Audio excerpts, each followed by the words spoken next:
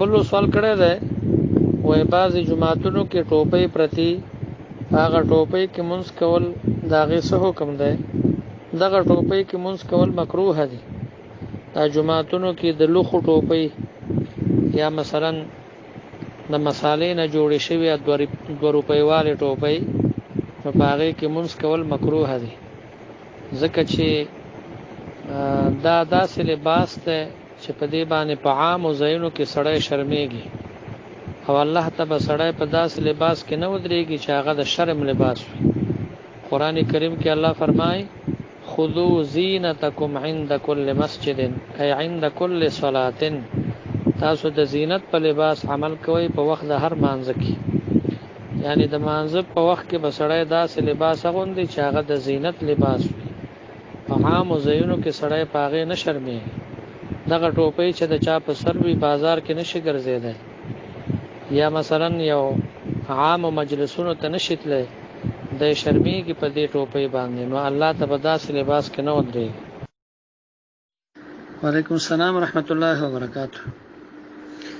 یو ورځ سوال کړی دی چې په مانځه کې چې کوم تش رکعتونه دي هغه سړی ډک وکړي نو سجده سهو لازمیږي؟ نه، سجده سهو نه لازمیږي.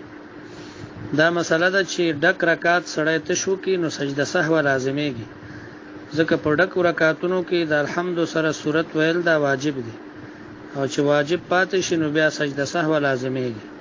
نو که سجده سهو وکړه نو مونځ صحیح دی، کني مونځ به دوباره کوي. او په تش رکعتونو کې که سړی د الحمد سره سورت وایي نو سجده سهو نه لازمیږي، مونځ بغیر د سجده سهو نه صحیح دی.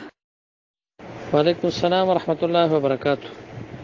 یو ورځ سوال کړی دی د دالو په باره کې، وایي بعضې خلک دال چې خوښې نه وي نو بطور مسخره و استهزاء دالو ته دال محمد وایي. نو یو خدا ده چې یو کس هسې یو مذاق کوي نو پروا نه کوي، او یو دای چې یو سړی د یو نعمت عیب بیانوي نو دا ښه کار نه ده. حدیث مبارک کې راځي چې نبی علیه الصلاۃ والسلام په ټول عمر کې د یو نعمت د یو خوراک عیب نه دی بیان کړی، بلکې چې کوم شی به ورته مخې ته شو نو که خوښ به و نو هغه به یې خوړه، او که خوښ به نه و نو نه به یې خوړه، خو د یو نعمت بدي به نه بیانوله. نو د یو نعمت بدي به سړی نه بیانوي.